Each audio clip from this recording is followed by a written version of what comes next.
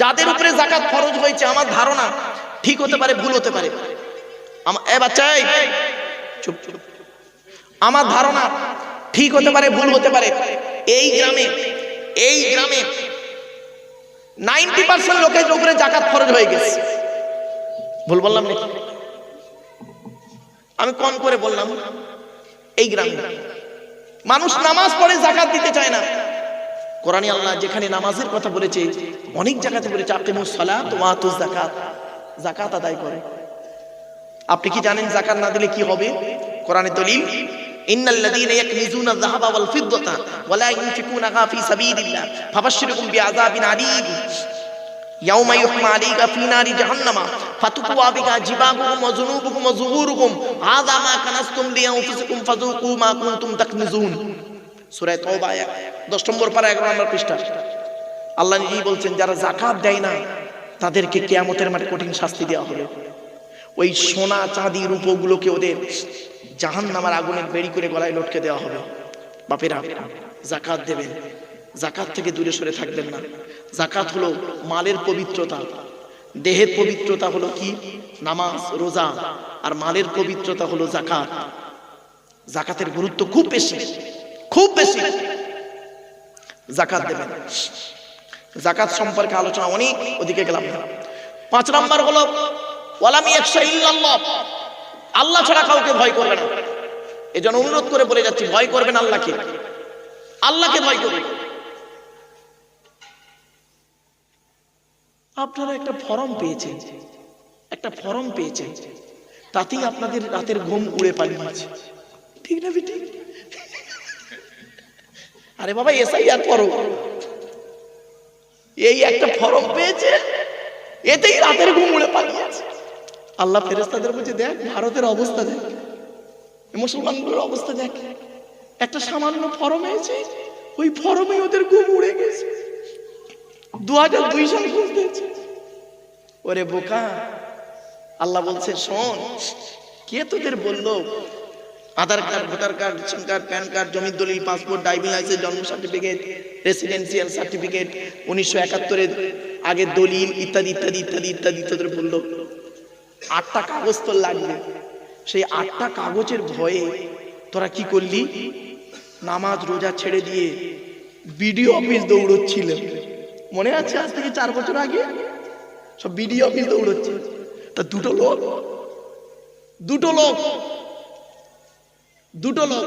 বুঝলেন, দুটো লোক, দুটোই দাড়িওয়ালা। তো একটা দাড়িওয়ালা, জুম্মার আজান হচ্ছে, তো একটা দাড়িওয়ালা বলছে, ভাই কোথায় যাচ্ছিস? জুম্মার নামাজ পড়তে। চ তুই যাবি তো, জুম্মার নামাজটা পড়ে যাই, আমিও তো ভিডিওয়ে যাবো কাগজ তুলতে। তখন বলছে, তুই কোথায় যাচ্ছিস? বলছে, ওবে আমি ভিডিওয়ে যাচ্ছি কাগজ তুলতে। বলে, চল না ভাই, জুম্মার নামাজটা দুজনে পড়েই যাবো, তুই তোর নামাজ পড়, আমি যাচ্ছি। ঠিক না বে ঠিক? আল্লাহ বলছে, ওরে বোকা মুসলমান, ওরে বোকা মুসলমান, কে তোদের বললো 2, 4, 5, 6, 8টা কাগজ নিয়ে হলে তবে তুই ভারতে থাকতে পারবি? আর আমি আল্লাহ তোকে বলে দিচ্ছি শুনে নে, আমি আল্লাহ তোকে বলে দিচ্ছি শুনে নে, আমার এই পৃথিবীতে থাকতে গেলে, আমার দেওয়া সূর্যের আলো গায়ে লাগাতে গেলে, আমার দেওয়া চাঁদের প্রতিফলিত রশ্মি রাতে ব্যবহার করতে গেলে, আমার দেওয়া জমিনে থাকতে গেলে, আমার দেওয়া জমিনের তলা থেকে পানি তুলে খেতে গেলে, আমার দেওয়া আকাশের পানি পান করতে গেলে, আমার দেওয়া অক্সিজেন নিতে গেলে, এই পৃথিবীতে 8টা 10টা কাগজ লাগবে না রে। 8টা 10টা কাগজ লাগবে না, তোর 2টো কাগজ লাগবে। কটা জোরে বলুন। 2টো কাগজ। তো 2টো কাগজ ঠিক থাকুক, আর তোর কোনো টেনশন করতে হবে না। সে 2টো কাগজ কি বলবো? শোনেনি, কোরআন বলছে, আমি বলিনি, কোরআন বলছে, ওয়ামাই ইউমিন বিল্লাহি ওয়া ইয়ামালু সালিহান, ওয়ামাই ইউমিন বিল্লাহি ওয়া ইয়ামালু সালিহান। এই 2টো কাগজ। এই আয়াতটা কোথায় আছে?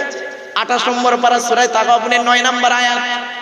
আল্লাহ বলছে, এই পৃথিবীতে তো 2টো কাগজ যেন ঠিক থাকে। 1 নাম্বার হলো কি? 100% তুই পৃথিবীতে আমি আল্লাহ আমার উপরে বিশ্বাস রাখবি, তোর ঈমানটা মজবুত কর। আর 2 নাম্বার হলো পৃথিবীতে যতদিন বাঁচবি মানুষের ক্ষতি করতে যাবি না, ভালো ভালো কাজগুলো করে যাবি। দুটো কাজ। এক নাম্বার, তুই 100% আমার উপরে ঈমানটা রাখ, তোর দায়িত্ব আমি নিয়ে নেব। দেখবেন একটা উদাহরণ দেবো, কি বলুন? 100% ঈমান কাকে বলে দেখুন। আপনারা কেউ আজমির শরীফ গেছেন? আজমির শরীফ বলুন না, দু একদিন বলেন না। গেছেন? অনেকে গেছেন।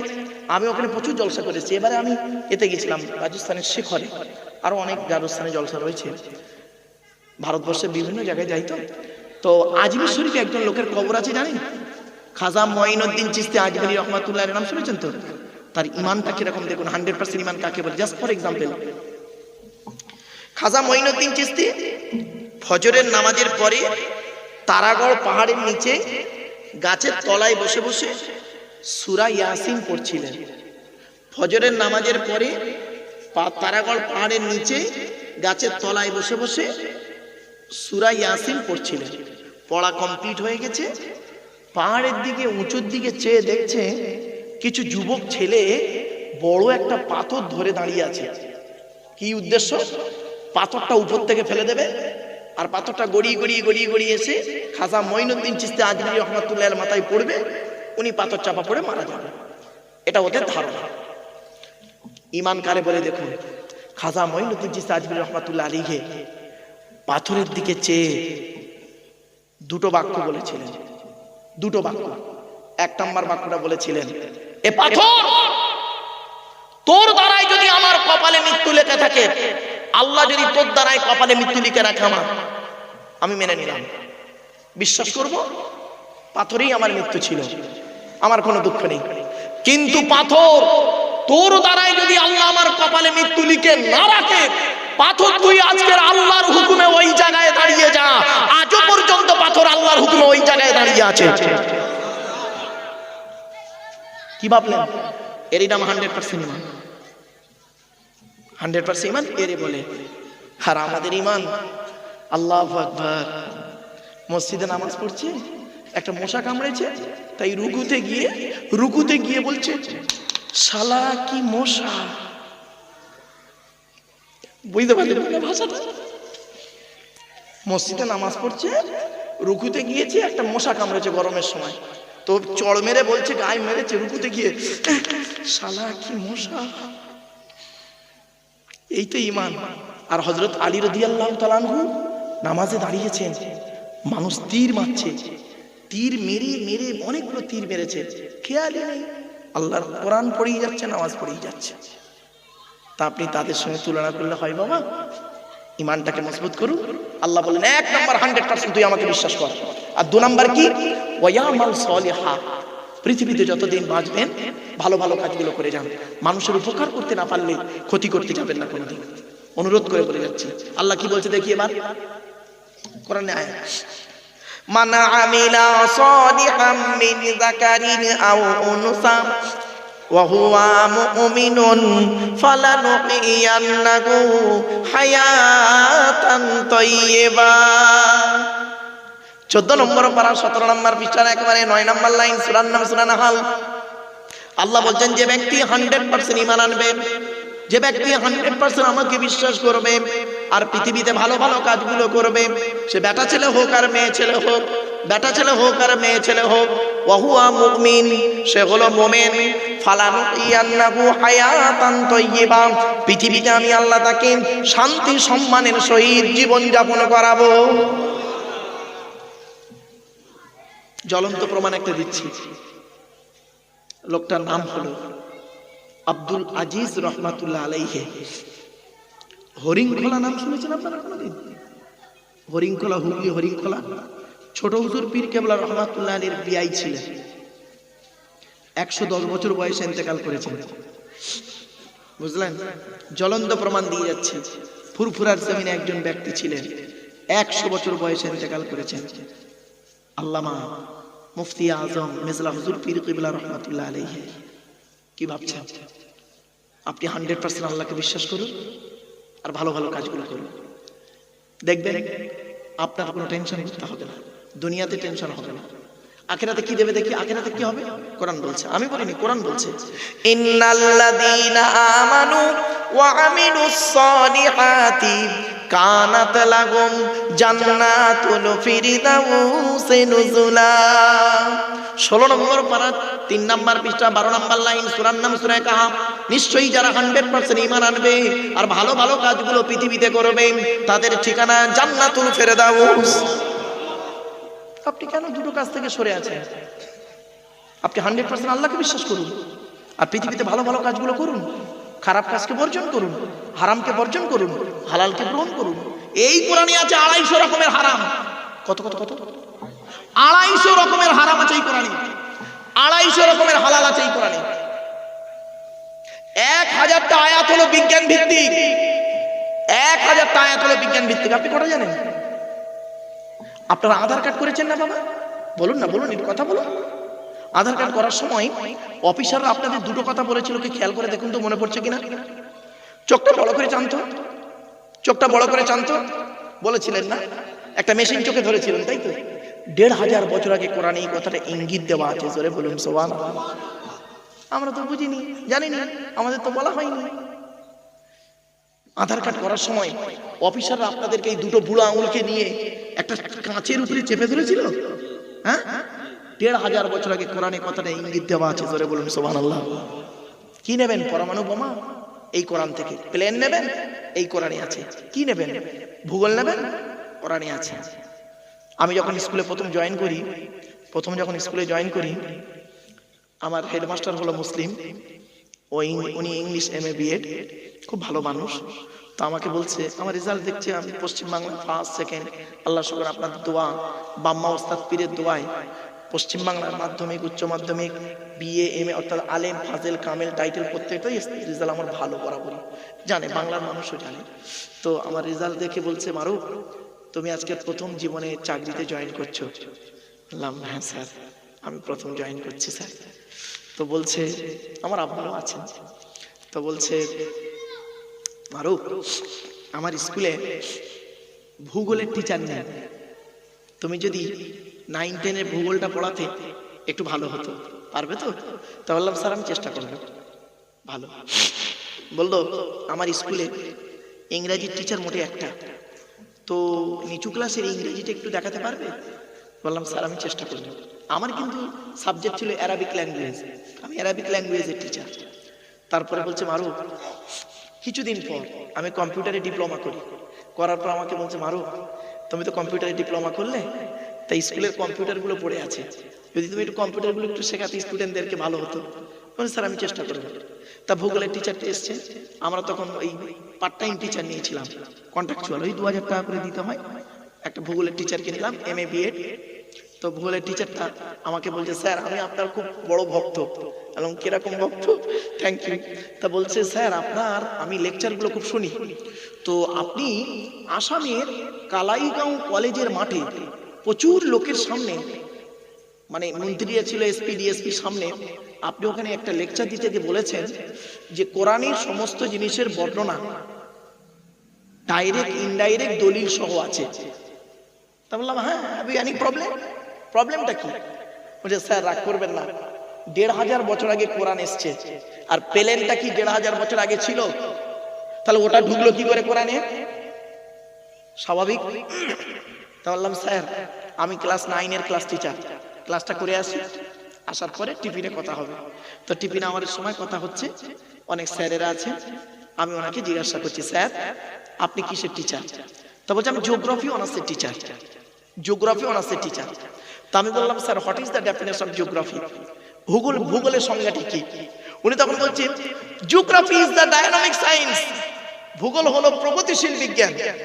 তখন আমি বলছি sir my theology is all kind of science. Theology means, শুনে নিন, থিও মানে খোদা, লজি মানে জ্ঞান, খোদার প্রদত্ত জ্ঞান। এটা গ্রিক ভাষা, ইংরেজির নিজস্ব ভাষা নেই, ও ভাষাটা এসেছে গ্রিক ভাষা থেকে। এজন্য গ্রিক ভাষায় এ কে বলে আলফা, বি কে বলে বিটা, সেজন্য এ থেকে জেড পর্যন্ত অ্যালফাবেট বলে, এ কারণে। চলো, তো আমি বললাম my theology is all kind of science, আমার কোরআন আর হাদিস হলো সারা বিশ্বের সায়েন্সের সায়েন্স। তখন বলছে স্যার বললে হবে না, প্রমাণ দিতে হবে। তাই বললাম স্যার আপনি ভূগোলে ছেলে মেয়েদের পড়িয়েছেন আহ্নিক গতি বার্ষিক গতি? বলছে হ্যাঁ। 1500 বছর আগে কোরআনে আল্লাহ বলে দিয়েছে আহ্নিক গতি বার্ষিক গতির কথা।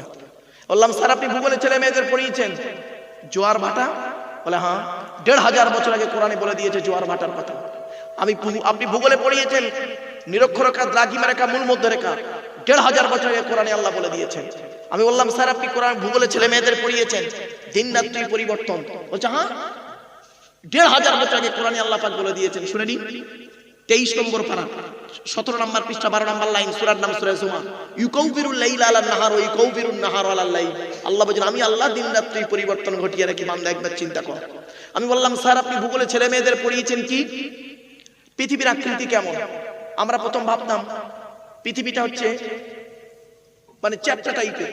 তো 1597 খ্রিস্টাব্দে, শুনে নিন 1597 খ্রিস্টাব্দে ফ্রান্সিস ডেক উনি করলেন কি সারা পৃথিবী জাহাজে করে ভ্রমণ করে এলেন। এসে বলছেন না না না না না না না না না, পৃথিবীটা গোল নয়, এই কমলা লেবুর মতো, ঠিক কমলা লেবুর মতো নয়, দুটো মেরু চ্যাপ্টা, মেরু কুমেরু, আর পেটটা একটু ডাবা, ঠিক উট পাখির ডিমের মতো হবে, ঠিক উট পাখির ডিমের মতো হবে। 1500 বছর আগে কোরআনে আল্লাহ বলেছে উট পাখির ডিমের মতো। কোথায় দলিল? ওয়াল আরদা বাদা যালিকা দাহাহা। দাহিয়ুন শব্দের অর্থ হলো উট পাখির ডিম। জোরে বলুন সুবহানাল্লাহ। আমি বললাম স্যার আপনি ভূগোলে ছেলে মেয়েদের পড়িয়েছেন কি চাঁদের নিজস্ব আলো নেই, সূর্যের আলোয় আলোকিত, তাই তো নাকি? আর এটা ভূগোলের কথা নয়, এটা কোরআনের কথা। 1500 বছর আগে কোরআনে আল্লাহ কথা বলে দিয়েছে, আমরা সেটাকে মডিফাই করে দিলাম ভূগোল। শুনে নিন কোরআনের কথায় আছে তাবারাকাল্লাযী জাআলা ফিস সামাই বুরুজাও ওয়া জাআলা ফিহা সিরাজাও ওয়া কামারাম মুনীরা। 19 নম্বর পারা 4 নম্বর পৃষ্ঠা 6 নম্বর লাইন, সূরার নাম সূরা ফুরকান। আল্লাহ বলছেন আমি কত বরকতময় বান্দা, চিন্তা কর। এই পৃথিবীতে আমি সূর্যকে প্রদীপ করেছি, প্রদীপ, আর চাঁদকে নূর বা মুনির করেছি। নূর বা মুনির শব্দের অর্থ হলো ধার করা আলো, নিজস্ব আলো নয়। নূর বা মুনির শব্দের অর্থ হলো ধার করা আলো, প্রতিফলিত আলো। 1500 বছর আগে কোরআনে আল্লাহ পাক বলে দিলেন চাঁদের আলোটা প্রতিফলিত আলো, আমরা সেটাকে গুরুত্ব দিলাম না। আসলে আপনাদেরকে বোঝাইনি আমরা। আমি বললাম স্যার আপনি ছেলে মেয়েদের পড়িয়েছেন পাহাড় পর্বত মালভূমি সমভূমি? বলছে হ্যাঁ। 1500 বছর আগে কোরআনে বলেছে পাহাড় পর্বত মালভূমি সমভূমি, বলে জিবাল আওতাদা। আমি বললাম স্যার আপনি ভূগোলে ছেলে মেয়েদের পড়িয়েছেন ভূমিকম্প? 1500 বছর আগে কোরআনে আল্লাহ বলেছেন ইজা জুলজিলাতিল আরদু জিলজালাহা। আমি বললাম স্যার আপনি ভূগোলে ছেলে মেয়েদের পড়িয়েছেন একে চন্দ্র, দুয়ে পক্ষ, তিনে নিত্য, চারি বেদ, পাঁচে পঞ্চমান, ছয় ঋতু, সাথে সমুদ্র, আটে অষ্টমাস, নয়ে নবগ্রহ, 9টা গ্রহ। এখন আর 9টা গ্রহ নেই, নতুন দুটো গ্রহ তৈরি হয়েছে, একটার নাম ভলকান আর একটা 11টা গ্রহ হয়েছে। 1500 বছর আগে কোরআনে আল্লাহ পাক 11টা গ্রহের কথা বলেছে। আয়াতটা শুনে নিন। ইউসুফ বলে একজন নবী ছিল, নাম শুনেছেন? হ্যাঁ, ইউসুফ নবীর বাপের নাম ছিল ইয়াকুব নবী, ইয়াকুব নবীর বাপের নাম ছিল ইসহাক নবী, ইসহাক নবীর বাপের নাম হলো ইব্রাহিম খলিলুল্লাহ। জোরে বলুন। তো ইউসুফ নবী একদিন স্বপ্নে দেখছেন, স্বপ্নে দেখে বাপ ইয়াকুবকে বলছেন আব্বাজান আজকে রাতে স্বপ্নে দেখলাম 11টা নক্ষত্র আমার পায়ে সাজদা করছে আর চন্দ্র সূর্য। দলিল কোরআন। ইয ক্বালা ইউসুফ লিআবিহি ইয়া আবাতি ইন্নী রাআইতু আহাদা আশারা কাওকাবাও ওয়াশ-শামসা ওয়াল কমারা রাআইতুহুম লি সাজিদিন। 12 নম্বর পারা 14 নম্বর পৃষ্ঠা 14 নম্বর লাইন, সূরার নাম সূরা ইউসুফের 4 নম্বর আয়াত। আল্লাহ নিজেই বলছেন। তখন আমাকে বলছে স্যার এসব কথা তো জীবনে কোনোদিন শুনিনি, কোন মৌলবী সাহেব তো বলেনি যে কোরআনের মধ্যে ভূগোল সবই রয়েছে। বললাম স্যার আর কি শুনবেন? পাললিক শিলা নেবেন, তাও কোরআনে রয়েছে, সবই রয়েছে তো। তখন আমাকে স্যার প্লিজ কিছু মনে করবেন না স্যার, কোরআনে ভৌত বিজ্ঞান আছে। বললাম হ্যাঁ ভৌত বিজ্ঞান আছে। আমি বললাম ভৌত বিজ্ঞানের মূল জিনিস কি? বলছে ম্যাটার। ম্যাটার মিন্স পদার্থ। শুনে নিন, ম্যাটারের দুটো মানে হয়, একটা হলো ম্যাটার মানে পদার্থ, আর একটা ম্যাটার মানে ব্যাপার। আমরা কথা বলতে বলি না হোয়াটস দ্য ম্যাটার, কি ব্যাপার? তো ম্যাটারের মানে হচ্ছে পদার্থ, একটা ম্যাটার মানে পদার্থ। পদার্থকে দুটো ভাগে ভাগ করা হয়, একটা অণু, একটা পরমাণু। অণু কাকে বলে? পদার্থের ক্ষুদ্রতম কণা যাহা স্বাধীনভাবে বসবাস করতে পারে তাকে বলা হয় অণু। পরমাণু কাকে বলে? পদার্থের ক্ষুদ্রতম কণা যাহা স্বাধীনভাবে বসবাস করতে পারে না তাকে বলা হয় পরমাণু। পরমাণুকে ভেঙে 3টে হয়, ইলেকট্রন, প্রোটন আর নিউট্রন। 1500 বছর আগে কোরআনে আল্লাহ পাক বলে দিয়েছেন পরমাণুর কথা 22 নম্বর পারায় সূরা সাবার মধ্যে। জোরে বলুন। কোথায় আছেন আপনি? আমি বললাম স্যার আপনি ভূগোলে ছেলে মেয়েদের পড়িয়েছেন বায়ুমণ্ডলের স্তর, স্ট্র্যাটোস্ফিয়ার, এক্সোস্ফিয়ার, আয়নোস্ফিয়ার, মনে পড়ছে কিছু? স্ট্র্যাটোস্ফিয়ার, এক্সোস্ফিয়ার, আয়নোস্ফিয়ার 1500 বছর আগে কোরআনে আল্লাহ পাক বলে দিয়েছেন, শুনে নিন। ইন্নাল্লাহু ইয়ামসিকু সামাওয়াতি ওয়াল আরদা আন তাযুলা ওয়ালা ইন যালাতা ইন আমসাকাহুমা মিন আহাদিন মিন বা'দি ইন্নাহু কানা হালিমান গফুরা। এই আয়াতটা কোথায় আছে? একেবারে 22 নম্বর পারা 18 নম্বর পৃষ্ঠার 11 নম্বর লাইন, সূরার নাম সূরা ফাতিরে। আল্লাহ বলছেন আসমান আর জমিনের মাঝখানে একটা স্তর রেখেছি, ওই স্তরের উপরে যারা থাকবে মহাশূন্যে ভেসে বেড়াবে, আর স্তরের নিচেই যারা থাকবে মাটি তাদের আকর্ষণ করে রাখবে। কোরআনের আয়াতকে নিয়ে কে গবেষণা করলো? কোন মোল্লা মুরি সাহেব গবেষণা করেনি। শুনে নিন, 1665 খ্রিস্টাব্দে আপেল গাছের তলায় গালে হাত দিয়ে বসে বসে চিন্তা করলেন, second scientific in the world, sir Isaac Newton. ভাবতে ভাবতে মধ্যাকর্ষণ শক্তি আবিষ্কার করে ফেললেন। আর আমরা কি করলাম? এই কোরআনটাকে নিয়ে নিজেদের মধ্যে কাপের ফতোয়া দিতে লাগলাম। বাবা, অনেক আলোচনা, অসুবিধা হচ্ছে আপনাদের? আর একটু হবে না? বন্ধ করতে হবে? আর একটু হবে? একবার তাকবীর দেন, নারায়ে তাকবীর, নারায়ে তাকবীর, দরুদ শরীফ, আল্লাহুম্মা সাল্লি আলা মাওলানা মুহাম্মদ ওয়া আলা আলি সাইয়্যিদিনা। আচ্ছা, আমরা এতক্ষণ কি আলোচনা করছি? কার আলোচনা করছি বলুন তো? কার আলোচনা করছি? আল্লাহর আলোচনা করছি। আল্লাহর কোরআনের আলোচনা, আল্লাহর কথার আলোচনা, আল্লাহর আলোচনা। আল্লাহর পরিচয়টাই তো আমরা জানিনি এখনো। শুনেন, সংক্ষেপে বলে দিচ্ছি। আল্লাহর পরিচয় হলো টোটাল কোরআনই 4টে। কটা কটা কটা? যতদিন বেঁচে থাকবেন ততদিন এটা মনে রাখবেন যে আব্দুল্লাহ ইবনে মারুফকে একবার ভুলে এনে ফেলেছিলাম, তো লোকটা বলে গিয়েছিল আল্লাহর পরিচয় 4টে কোরআনে আছে। আমি বলি আল্লাহ বলছেন, আমি আজকে ট্রান্সলেটরের কাজ করছি। আল্লাহ বলছেন, কুল, নবী তুমি বলো, হুয়াল্লাহু আহাদ, সে আল্লাহ হলেন একক। 2 নম্বর, আল্লাহুস সামাদ, আল্লাহ হলেন অমুখাপেক্ষী। আল্লাহ কারোর মুখাপেক্ষী নন, সারা পৃথিবী তার মুখাপেক্ষী। ঠিক না বেঠিক? 3 নম্বর, লাম ইয়ালিদ ওয়া লাম ইউলাদ, আল্লাহ কাউকে জন্ম দেয়নি, আল্লাহ কেউ জন্ম দেয়নি। 4 নম্বর, ওয়ালাম ইয়াকুল্লাহু কুফুয়ান আহাদ, আল্লাহর সমকক্ষ কেউই নেই। আচ্ছা, এই যে সূরাটি আমি পড়লাম, এই সূরাটি আপনাদের অনেকের মুখস্থ নেই, তা আমি আবার পড়লাম কি করতে? শুনে নিন, কমসে কম 4টে পয়েন্ট। 1 নম্বর পয়েন্ট, এই সূরাটি যে আল্লাহর পরিচয় সেটা আপনাদের জানিয়ে দিলাম। নাম্বার 2, এই সূরাটি আরবি ভাষায় বাংলায় ট্রান্সলেট করে বলে দিলাম। নাম্বার 3, এই সূরাটির মধ্যে 4টে ধর্ম বেরিয়েছে, ইসলাম, ইহুদি, খ্রিস্টান বা নাসারা, মুশরিক, 4টে ধর্ম বেরিয়েছে এই সূরাটার মধ্যে থেকে। 4 নম্বর পয়েন্ট, আল্লাহর নবী বলেছেন কোন ব্যক্তি যদি 3 বার কুল হুয়াল্লাহ সূরা পাঠ করে, 1 খতম কোরআন শরীফ পড়ার সওয়াব আল্লাহ লিখে দেবে। আপনি কেন দূরে আছেন? কেন দূরে আছেন? আল্লাহর নবীর কাছে একজন ব্যক্তি এসে বললেন, শুনেন, একজন সাহাবী নবীর কাছে এসে বলছেন, ইয়া রাসূলুল্লাহ, আমি কোরআনকে খুব ভালোবাসি। নবীজি বললেন আলহামদুলিল্লাহ। তারপরে সাহাবীটি বলছেন, ইয়া রাসূলুল্লাহ, কোরআনের ভেতর থেকে একটা সূরা আছে, ওই সূরাটিকে আমি অন্তর থেকে খুব বেশি ভালোবাসি, আর ওই সূরাটি আমি বেশি বেশি করে আমল করি। নবীজি বললেন, ওই সূরাটির নাম কি একবার বলো? আল্লাহর নবীর সাহাবী বললেন, ইয়া রাসূলুল্লাহ, ওই সূরাটি হলো কুল হুয়াল্লাহ সূরা। আল্লাহর নবী তৎক্ষণাৎ বললেন, ও আমার সাহাবী, এই কুল হুয়াল্লাহ সূরা আমল করার কারণে আল্লাহ পাক তোমাকে জান্নাতুল ফেরদাউস নসিব করে দেবে। আল্লাহ রাসূল বলেছেন, রাতের বেলা যদি কোনো ব্যক্তি, শুনে নিন, রাতের বেলা যদি কোনো ব্যক্তি কুল হুয়াল্লাহ সূরা 3 বার পাঠ করে, মুরব্বীরা শুনে নিন, খালি ছেলের বাতাস লাগলে ইমাম সাহেবের বেচারা ঘুমোচ্ছে, রাত 12টার সময় খালি দরজা ঠুকছে, ফুঁক দেবে কেন? নিজে প্র্যাকটিক্যাল করতে পারেন না? আজ আপনাদের বলে যাচ্ছে, আল্লাহর নবী বলেছেন কোন ব্যক্তি যদি কুল হুয়াল্লাহ সূরা রাতের বেলা ঘুমানোর সময় ওযু করে যদি ঘুমায়, রাতের বেলা ওযু করে ঘুমানোর আগে কুল হুয়াল্লাহ সূরা 3 বার যদি পাঠ করে, কুল আউযু বিরাব্বিল ফালাক যদি 7 বার পাঠ করে, কুল আউযু বিরাব্বিন নাস যদি 7 বার পাঠ করে, যদি নিজের গায়ে, স্ত্রীর গায়ে, ছেলে মেয়ের গায়ে যদি ফুঁক দেয়, ওই ব্যক্তির জিন ভূত পরি জাদু বান টোনা কিছুই লাগবে না। আপনি তো নিজে প্র্যাকটিক্যাল করবেন না, আপনি আমার কাছে আসবেন তাবিজি নিতে, আমি ওই দুটোই লিখে দেবো, দেন 1005 টাকা, 5001 টাকা, অসুবিধা নেই। ইসলাম প্র্যাকটিক্যাল করায়, পরনির্ভরশীল ইসলাম করায় না। ঠিক না বেঠিক? আপনি নিজে প্র্যাকটিক্যাল করুন, নিজেই তৈরি হন। সাহাবীরা নিজেরাই তৈরি করতেন, নবীর কাছ থেকে শুনতেন, বাড়ি থেকে প্র্যাকটিক্যাল করতেন। এটাই ছিল ইসলাম। চলো এগিয়ে যাচ্ছে।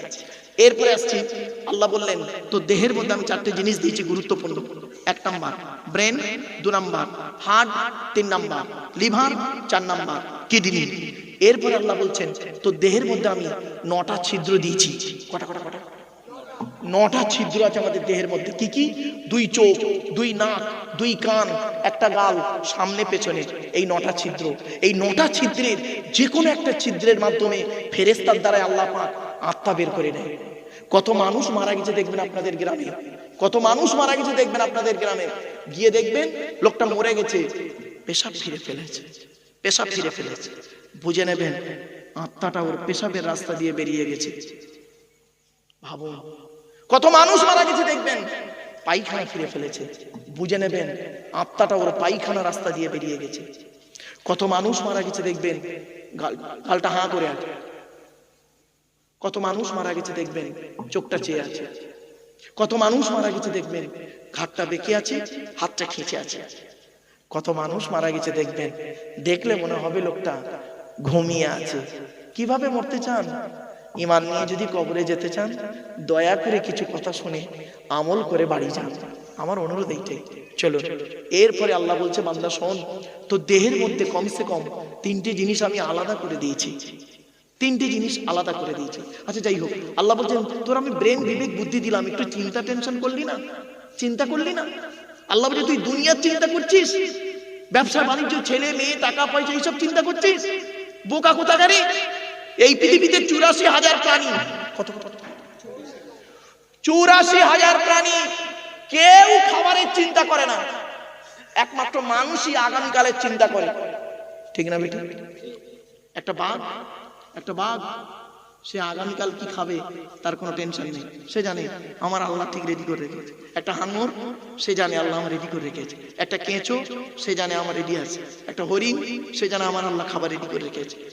একমাত্র মানব জাতি, এদের বিবেক বুদ্ধি দিলাম আমি আল্লাহ, এরাই টেনশনে ভোগে, এরাই টাকা পয়সা জমা করে রাখে। আল্লাযী ওয়াইলুল লিকুল্লি হুমাযাতিন লুমাযা আল্লাযী জামাআ মালাম ওয়া আদ্দাদা।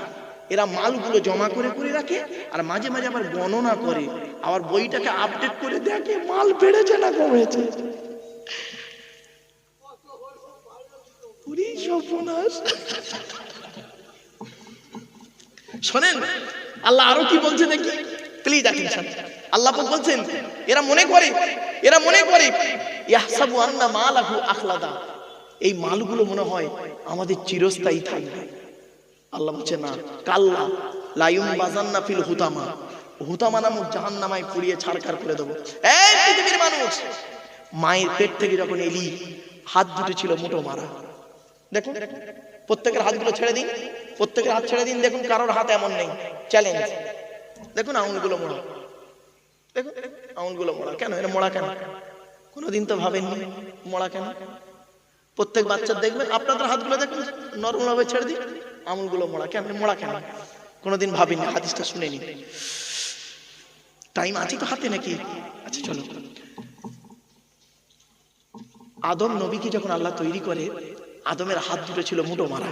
কেন মুঠো মারা? আল্লাহ আদমকে বলেন আদম হাত দুটো খোলো, আদম হাত দুটো খুলেছে। বাম হাতের তলায় নারী আর পুরুষ, আর ডান হাতের তলায় নারী আর পুরুষ। তা আদম নবী আল্লাহকে বলছে আল্লাহ এরা কারা, এরা সব কারা? আল্লাহ বলছে ওরা সব তোমার ছেলে মেয়ে, সব ছেলে মেয়ে তোমার। তখন আদম বলছে আল্লাহ এরা যদি আমার ছেলে মেয়ে হয়, তা ডান হাত বাম হাত দুদিকের তলায় করলেন কেন? এক হাতের তলায় করলে ক্ষতি কি ছিল? আল্লাহ বললেন আদম বাম হাতের তলায় যাদের দেখতে পাচ্ছ ওরা সব জাহান্নামী, আর ডান হাতের তলায় যাদের দেখতে পাচ্ছ ওরা সব জান্নাতি। আপনি এখানে বসে বসে ভাবুন আপনার তকদিরটা আদমের বাম হাতের তলায় আছে না ডান হাতের তলায় আছে, কোনো গ্যারান্টি দিতে পারবেন না। সারা জীবন নামাজ পড়েছে, সারা জীবন নামাজ পড়েছে, মরণের 2 বছর আগে বেঈমান হয়ে মরে গেছে। সারা জীবন ইসলামের পথে ছিল না, কোন এক আল্লাহর ওলির হাতে হাত দিয়ে ইসলামের কালেমা পড়ে মুসলমান হয়ে আল্লাহর ওলি হয়ে কবরে শুয়েছে। লোকটার নাম প্রতাপচন্দ্র সেন। প্রতাপচন্দ্র সেন বাংলাদেশে, তখন তৎকালীন পূর্ব বাংলা ছিল, ভারতবর্ষ বাংলাদেশে। হাতে হাত দিল কার? ফুরফুরার পীর আবু বকর সিদ্দিক রহমাতুল্লাহ আলাইহির হাতে হাত দিয়ে। নাম হলো কি? সুফি আব্দুল মোমেন রহমাতুল্লাহ আলাইহি। কিছু বুঝতে পারছেন? বাড়ি থেকে ভাববেন, এরই নাম তকদির। তকদির এরই নাম। চলো চলো, আল্লাহ বলছে এইসব চিন্তা করিস না, এ চিন্তা তোর মধ্যে নেই। চলে যাচ্ছে না, এসব চিন্তা তোর মধ্যে নেই। কারণ লোকের গোজা মারবো, লোকের গোজা মারবো কিভাবে, সেই সব চিন্তা তোর মধ্যে। আল্লাহ বলছে বান্দা একবার ভাবলি না? বান্দা তুই একবার ভাবলি না? তুই তোর সিস্টেমটা কি? গাল দিয়ে খাবি, গাল দিয়ে খাবি। 22 ফিট লম্বা নারী। কত ফিট? কত ফিট?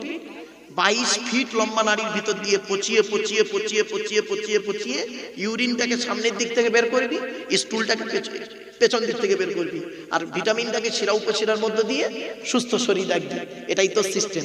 আর এই পৃথিবীতে এমন একটা প্রাণী তৈরি করেছি, গাল দিয়ে খায়, গাল দিয়ে বের করে দেয়। একবারও ভাবলি না? আল্লাহ বলে তোর সিস্টেমটা কি? তুই একবার ভাবলি না? তোর ভাতের রংটা কেমন? সাদা না কালো? সাদা। আর পায়খানার রংটা কেমন? হলুদ না লাল? তা কেন? পেটে কতটা হলুদ রং আছে? একবারও ভাবলেন না। আল্লাহ বলছে বান্দা তোর সিস্টেমটা কি? তুই গাল দিয়ে খেলি, 22 ফিট লম্বা নারীর ভিতর দিয়ে বের করলি। একটা পিঁপড়ে সেও খেয়ে হজম করে বের করে, তার কত ফিট লম্বা নারী আছে? একবারও ভাবলি না। একটা কেঁচো, তার কত ফিট লম্বা নারী আছে? একবারও ভাবলি না। বান্দা তুই একবার ভাবলি না? একবার একটু ভাবলি না? সামান্য 1 টাকার কয়েনের ডাইস থেকে 2 টাকার কয়েন বের করার ক্ষমতা তোর নেই, তোর বাবারও নেই। আমি আল্লাহ কত বড় বৈজ্ঞানিক একবার লক্ষ্য করে দেখ। একটা মা একটা বাপ থেকে তোরা 5টা ভাই বোন হলি, 5টা 5 রকম দেখতে, ঠিক না বেটি? আল্লাহ বলছে তুই একবার ভাবলি না? তোদের আমি একটু বুদ্ধি দিলাম। আল্লাহ বলছেন তোদের একটু বুদ্ধি দিলাম, সামান্য ব্রেন দিয়েছি, ব্রেন দিয়েছি, বুদ্ধি দিয়েছি, সামান্য এইটুকু বুদ্ধি দিয়েছি। সেই বুদ্ধি দিয়ে তোরা কি করলি? আকাশে যেতে গেলি, মাটির তলায় গেলি। কত দূর গেলি? মাটির তলায় গেলে দেখতে গেলি। হ্যাঁ, আল্লাহ বলছে এ পৃথিবীর বৈজ্ঞানিকরা তোরা মাটির তলায় দেখতে গেলি কি আছে? তা কত দূর গেলি? 12 কিলোমিটার তো গেলি। কত কত কত শুনে না, এইসব ইতিহাস শুনে না, এইসব ইতিহাসে 12 কিলোমিটার। পৃথিবীর বৈজ্ঞানিকরা বললো মাটির তলায় কি আছে দেখা যায়। তা কত খুঁড়বে? খুঁড়তে খুঁড়তে খুঁড়তে খুঁড়তে 12 কিলোমিটার গেছে। তারপরে এত আগুন বেরোচ্ছে, চাপাতে চলে এসছে। বাপেরা, আল্লাহ বলছে তুই একবার ভাবলি না? তোর একটু বুদ্ধি দিলাম, সেই বুদ্ধি নিয়ে পৃথিবীতে একটা মেশিন তৈরি করলি তোরা। Machine, machine. আবার মেশিনটার নাম দিয়েছিস কি? ফ্রিজ। Fridge, fridge. আচ্ছা তোদের তৈরি ফ্রিজের গুণাগুণ কি? গরমকে ঠান্ডা করিস, ঠান্ডাকে 0 ডিগ্রির নিচে নামিয়ে বরফ জমিয়ে দিস। তোদের তৈরি ফ্রিজের গুণাগুণ কি? তোদের তৈরি ফ্রিজের পানি খেলে থাইরয়েড বেড়ে যাবার সম্ভাবনা খুবই বেশি। তোদের তৈরি ফ্রিজটা মাটির উপরে বসানো থাকে। তোদের তৈরি ফ্রিজটা কারেন্ট ছাড়া চলে না। আর আমি আল্লাহ পৃথিবীতে একটা ফ্রিজ তৈরি করেছি। আমার তৈরি ফ্রিজটা মাটির তলায় বসিয়ে রেখেছি। আমার তৈরি ফ্রিজের নাম হলো শীতকাল আর গ্রীষ্মকাল। শীতকাল আর গ্রীষ্মকাল। গরমকালে যত কলে পান করবি, আমি আল্লাহ আমার তলার ফ্রিজ থেকে ঠান্ডা ঠান্ডা পানি বের করব। আর শীতকালে যত কলে পান করবি, আমি আল্লাহ আমার তলার ফ্রিজ থেকে গরম গরম পানি বের করব। কত আলোচনা করবো, শুধু আল্লাহ সম্পর্কে আলোচনা করলে আপনার রাত খারাপ কেটে যাবে। আল্লাহ বলছে আব্দুল্লাহ গিল মারুফ, তুই এনায়েতনগরের লোকেদের কি আমার আলোচনা করবি রে? ওয়ালাউ আন্নামা ফিল আরদি মিন শাজারাতিন আকলামু ওয়াল বাহরু ইয়ামুদ্দুহু মিন বাদিহি সাবআতু আবহুরিম মা নাফিদাত কালিমাতুল্লাহ। 21 নম্বর পারা 12 নম্বর পৃষ্ঠা 13 নম্বর লাইন, সূরা নাম সূরা লোকমান। কোরআন জানিয়ে দিয়েছে পৃথিবীর সমস্ত বৃক্ষগুলোকে তোরা কলম বানা, সমুদ্রের পানিগুলো নিয়ে কালি তৈরি কর, আমার প্রশংসা লিখতে শুরু করে, লিখেও শেষ করতে পারবি না। তাহলে গণনা কর, গণনা। আল্লাহ সূরা নাহলে বলছেন 14 পারায়, ওয়া ইন তাউদ্দু নি'মাতাল্লাহি লা তুহসুহা। আমার নিয়ামতগুলোকে গণনা করতে শুরু কর, গুনেও পৃথিবীতে শেষ করতে পারবি না। আমার বাপেরা, আল্লাহর পরই স্থান কার? রাসূল, নবীদের আলোচনা সংক্ষেপে বলে দিচ্ছি বাবা। নবী হতে গেলে তার তিনটে পরিচয় লাগবে। কটা কটা কটা কটা? তিনটে। আল্লাহর পরিচয় কটা বললাম বাবা? ভুলে গেছে? চারটে। আর নবীদের পরিচয় তিনটে। কি কি? এক নাম্বার, যিনি নবী হবে তার চরিত্র উত্তম হতে হবে। দুই নাম্বার, যিনি নবী হবে তার উপর আল্লাহর তরফ থেকে ওহী নাযিল হতে হবে। তিন নাম্বার, যিনি নবী হবে তার দ্বারা অলৌকিক ঘটনা ঘটতে হবে, যাকে বলে মুজিজা। পৃথিবীতে যত নবী এসেছেন প্রত্যেক নবীর মাধ্যমে আল্লাহ পাক 1 থেকে 50টার ভিতরে মুজিজা দিয়েছেন। এর 50-এর বেশি কারণ নেই। কিন্তু আমার নবী, বিশ্ব নবী, কুল কায়নাতের রাসূল রাহমাতুল লিল আলামিন মুহাম্মদ সাল্লাল্লাহু আলাইহি ওয়াসাল্লামের মাধ্যমে আল্লাহ পাক পৃথিবীতে 1000-এরও বেশি মুজিজা দিয়েছেন। জোরে বলুন। কটা জানেন? গোটা 20 বলতে পারবে? গোটা 20 বলতে পারবে? 1000-এর বেশি মুজিজা। একটা বলবো ছোট্ট? বলবো একটা? দেখেন ছোট্ট একটা বলি, একদম সংক্ষেপে, টাইম লস করবো না। আল্লাহর নবী একদিন দাঁড়িয়ে আছেন রাস্তার ধারে, দাঁড়িয়ে আছে। নবীজি দাঁড়িয়ে আছে, একটা মৌমাছির ঝাঁক যাচ্ছে। নবীজি বললেন, এই মৌমাছির ঝাঁকে না দাঁড়াও। সঙ্গে সঙ্গে মৌমাছির ঝাঁকটা দাঁড়িয়ে গেল। কি আশ্চর্য! দাঁড়িয়ে গেল। নবীজি বললেন, আমি তোমাদেরকে একটা প্রশ্ন করব। এই পৃথিবীতে হরেক রকমের ফুল আর ফল থেকে তোমরা খাবার সংগ্রহ করো, কোনোটা টক, কোনোটা মিষ্টি, কোনোটা তিতো, কোনোটা কষা, কিন্তু তোমাদের পেটের মধুটা এত মিষ্টি হয় কি করে? হরেক রকমের খাবার খাও, ফল থেকে, ফুল থেকে খাবার সংগ্রহ করো, কিন্তু পেটের মধুটা এত মিষ্টি হয় কি করে? এই প্রশ্ন। ওই মৌমাছির দলের ভেতর থেকে একটা মৌমাছি জবানকে আল্লাহ খুলে দিল। সে কি উত্তর দিয়েছিল শুনুন। আসসালামু আলাইকা ইয়া রাসূলুল্লাহ, আসসালামু আলাইকা ইয়া হাবিবাল্লাহ। আমরা হলাম করমি মৌমাছি, আমরা হলাম করমি মৌমাছি।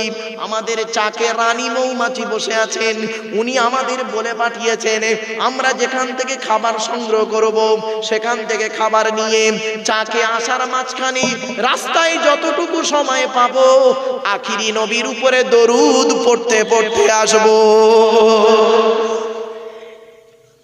কি ভাবলেন? দরুদ শরীফ পড়ার ফজিলত কত জানেন? আর অনেক আছে। চলুন এবার আছে আমাদের নবীর পরিচয়টা বলে দিই। আমাদের নবীর নাম মুহাম্মদ সাল্লাল্লাহু আলাইহি ওয়াসাল্লাম, তাই তো নাকি? বলি কথা বলুন একটু, আপনারা একটু রেসপন্স না করলে হয় ওয়াজিব। চলেন, আমাদের নবীর নাম মুহাম্মদ সাল্লাল্লাহু আলাইহি ওয়াসাল্লাম। নবী কোন বংশে জন্মগ্রহণ করেছেন? কুরাইশ। কার নাম কুরাইশ? শুনে নিন, তবে সুবহানাল্লাহ জোরে বলতে হবে। পারবেন তো? চলেন, কোন বংশ বললেন? মুহাম্মাদের বাপের নাম আব্দুল্লাহ, আব্দুল্লাহর বাপের নাম আব্দুল মুত্তালিব, আব্দুল মুত্তালিবের বাপের নাম আব্দে মান্নাফ, আব্দে মান্নাফের বাপের নাম হাশিম, হাশিমের বাপের নাম কুসাই, কুসাইয়ের বাপের নাম কিলাব, কিলাবের বাপের নাম মুররা, মুরার বাপের নাম লুবাই, লুবাইয়ের বাপের নাম কাব, কাবের বাপের নাম গালিব, গালিবের বাপের নাম ফিগিরি, ফিগির থেকে কুরাইশি বংশ এসেছে। নবীর বাপের নাম আব্দুল্লাহ, মায়ের নাম আমিনা, দাদার নাম আব্দুল মুত্তালিব, দাদির নামটা কি? নেতিলা বিনতে কব্বাব ব্র্যাকেটে ফতেমা, কেউ বলেছেন সামিরা। নবীর নানার নাম হলো আব্দুল ওয়াহাব জুহুরি, নবীর নানির নাম হলো বারিরা বা বাররা, নবীর দুধমার নাম হলো হালিমা, নবীর দুধ বাপের নাম হলো হারেস, নবীর দুধ ভাইয়ের নাম আব্দুল্লাহ, নবীর বাপের নাম আব্দুল্লাহ, নবীর দুধ ভাইয়ের নাম আব্দুল্লাহ। দুটো জন এক করে ফেলবেন না। নবীর জন্ম 570 খ্রিস্টাব্দে। ইংরেজি কি মাস ছিল? 29শে আগস্ট। 29শে আগস্ট, ভালো করে শুনে নিন। 570 খ্রিস্টাব্দের 29শে আগস্ট। আরবি মাস ছিল রবিউল আউয়াল মাস। 12 তারিখ মতান্তরী 9 তারিখ সোমবার শবে সাদেকের সময় আরবের মক্কা নগরী কুরাইশ বংশে নবীর জন্ম। নবীর বাপেরা হলো 10 ভাই, নবীর মায়েরা হলো 19 বোন। নবীর 9টা চাচা, নবীর 9টা চাচা, 18টা খালা, 6টা ফুফু, 7টা ছেলে মেয়ে। আপনি তো নবীর কিছুই জানেন না। আপনি নবী সম্পর্কে জানবেন না, কেন জানবেন না ভাব? চলেন, নবীর 9টা চাচার নাম কি? বড় চাচার নাম হারেস, কি বললাম?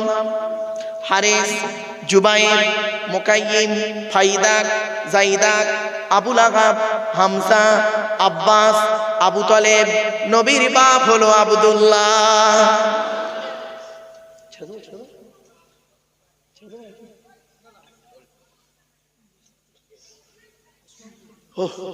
আড়াই ঘন্টা হয়ে গেছে। আচ্ছা আচ্ছা, ঠিক আছে ঠিক আছে বাবা, অসুবিধা হচ্ছে বাবা, আর একটু হবে না? বলে দেবো। চলে, এবার আসছি শর্টে একদম শর্টে নিয়ে আসছি, একদম বক্তব্য শেষের পথে নিয়ে চলে এলাম, শুনে নিন।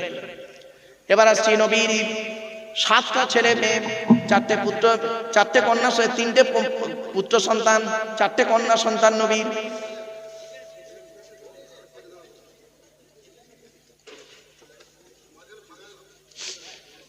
আমার বাপেরা এক মিনিট প্লিজ অ্যাটেনশন।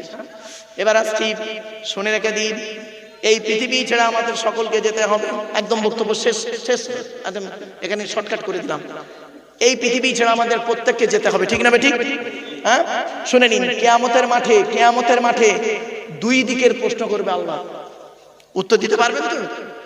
উত্তর যদি দিতে না পারেন অবস্থা খারাপ, পরিষ্কার বলে গেলাম আজকে। সেই উত্তরগুলো এখানে বসে বসে তৈরি করুন। কি কি উত্তর শুনে নিন, কি প্রশ্নগুলো শুনুন, তারপর উত্তর বলছি। কিয়ামতের মাঠে আল্লাহ 2 দিকের প্রশ্ন করবেন। প্রথম প্রশ্ন হবে হুকুকুল্লাহ, আল্লাহর হক সম্পর্কে প্রশ্ন হবে, আল্লাহর হক। আর দ্বিতীয় প্রশ্ন হবে হুকুকুল ইবাদ, বান্দার হক সম্পর্কে প্রশ্ন করা হবে। চলো, আল্লাহর তরফ থেকে কি প্রশ্ন হবে? আল্লাহ বলবেন, তুই নামাজ পড়েছিলিস, তুই রোজা রেখেছিলিস, অর্থ দিয়েছিলাম হজ করেছিলিস, যাকাত দিয়েছিলিস, দান খয়রাত করেছিলিস? আপনি সেই দিন কি বলবো বলুন? আল্লাহ, মাঝে মাঝে করেছি, মাঝে মাঝে করিনি, দয়া করে মাফ করে দিন। রহমানুর রহিম, সেদিন যদি তিনি দয়ালু মাফ করেন তাহলে আল্লাহর তরফের প্রশ্নগুলো মাফ হয়ে যাব। যদি তিনি মাফ করেন, যদি মাফ না করেন অবস্থা খারাপ, যা ঠেলে ঠেলে আল্লাহ যদি পার করে দেন তো ভালো। ধরা আমরা পড়বো এখানে যারা দাঁড়িয়ে বসে আছেন, ভালো করে শুনে নিন। বান্দার তরফের প্রশ্ন, বান্দার তরফের প্রশ্ন হবে, একজন পুরুষকে 10 দিকের প্রশ্ন হবে। কদিকের? 10 দিকের প্রশ্ন হবে একজন পুরুষকে, 10 দিকের প্রশ্ন। কি কি শুনে নিন। প্রথম প্রশ্ন হবে পুরুষকে, পৃথিবীতে তুই স্বামী হিসাবে কতটা দায়িত্ব পালন করেছিলিস? স্বামী হিসাবে কতটা দায়িত্ব পালন, স্ত্রীর কতটা হক আদায় করেছিস? প্রথম প্রশ্ন। আল্লাহর নবী বলেছেন প্রত্যেক স্বামীর দায়িত্ব হলো স্ত্রীকে কমসে কম 17টা শিক্ষা দেওয়া। কটা? 17টা শিক্ষা দিতে হবে স্ত্রীকে। কটা শিক্ষা দিয়েছেন? একটাও তো দেননি। শর্ট টাইম বাবা, এইসব আলোচনার দীর্ঘ আলোচনার ব্যাপার। 17টা শিক্ষা দিতে হবে স্ত্রীকে কমসে কম। আপনি কটা দিয়েছেন? 1 নাম্বার, স্বামী হিসেবে আপনার ধরা হবে কিয়ামতের মাঠে। স্ত্রীর পিতামাতার গালি দেওয়া হারাম। স্ত্রীর পিতামাতা মানে কে? শ্বশুর শাশুড়ি। শ্বশুর শাশুড়িকে গালি দেওয়া হারাম। আপনার মনে আছে ঈদের দিন আপনার স্ত্রী হয়তো খাবার তৈরি করতে একটু লেট করে ফেলেছে বেচারা, আপনি করলেন কি? তাকে গালি দিলেন। তাকে গালি দিয়ে আপনার স্বাদ মিটলো না, তার মরা বাপটাকে কবর থেকে তুলে আনলেন, মরা মাটাকে কবর থেকে তুলে আনলেন। নারায়ে তাকবীর, নারায়ে তাকবীর। সৈয়দ সাহেব হুজুর কিবলা, আওলাদে সৈয়দ সাহেব হুজুর কিবলা, নারায়ে তাকবীর। আলহামদুলিল্লাহ। বাপেরা আমার ওস্তাদের কলিজার টুকরা সন্তান, তিনি এসেছে। আর আলোচনা নয়, খুব ইম্পর্টেন্ট আলোচনা ছিল এটা। 10টা প্রশ্ন, মানে মারাত্মক আলোচনা, খুব মারাত্মক আলোচনা। যাই হোক, আপনাদের মূল্যবান সময়কে আর নষ্ট করব না। যার অপেক্ষায় আপনারা ছিলেন